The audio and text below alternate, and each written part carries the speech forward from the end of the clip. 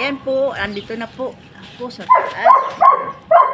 Simula lang tayong harvest ng dates. Harvest na tayo ng dates. Ayan po.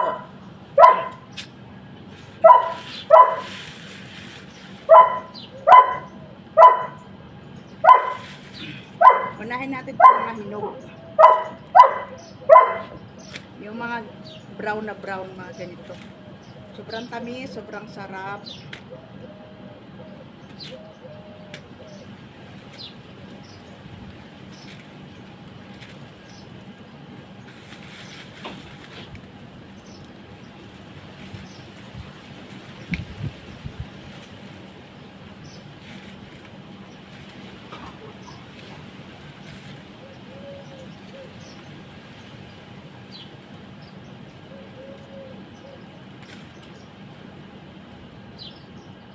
Yung iba, mga tinutuka na ng ibon yung iba.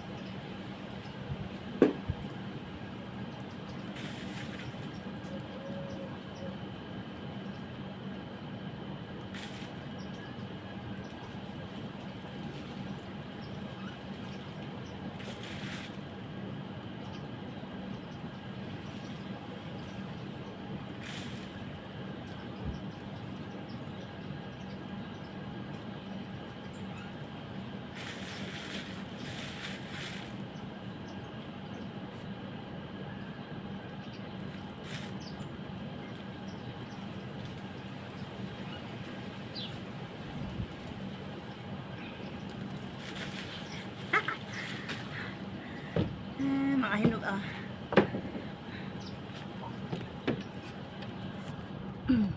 Yan, abutin pa yan ng January. Yan o. Yan o, dami nakakatuwa. Nakakatuwa talaga itong mga bunga na to. Yan o. Yan. Masarap yung medyo manibalang kasi malutong. Kaya lang. Okay. Malutong po yung manibalang.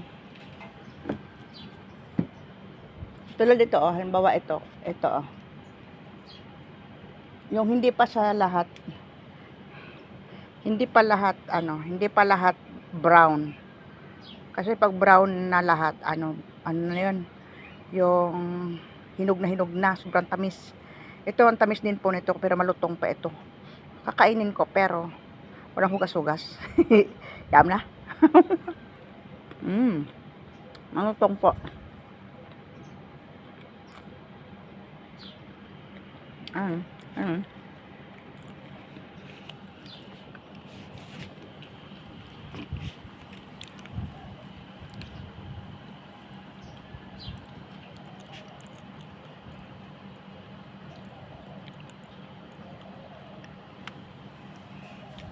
Ito yung boto. Ang dami akong inipon na boto. Kasi dalhin ko dyan sa Pinas. Ano? Talagang fresh na fresh. Tuwing ganitong buwan ang anihan nito eh. Ano? Kainin ulit natin, wala nang hugas-hugas yan.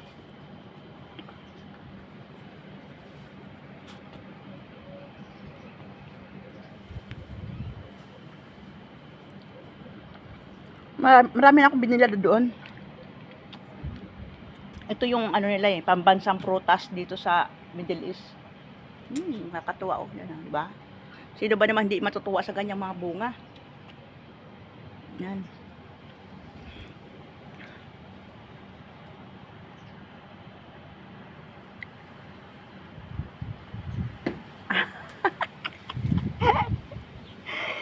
Baliw na ako ay.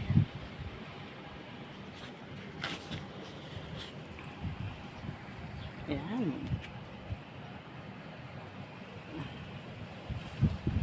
Ayan.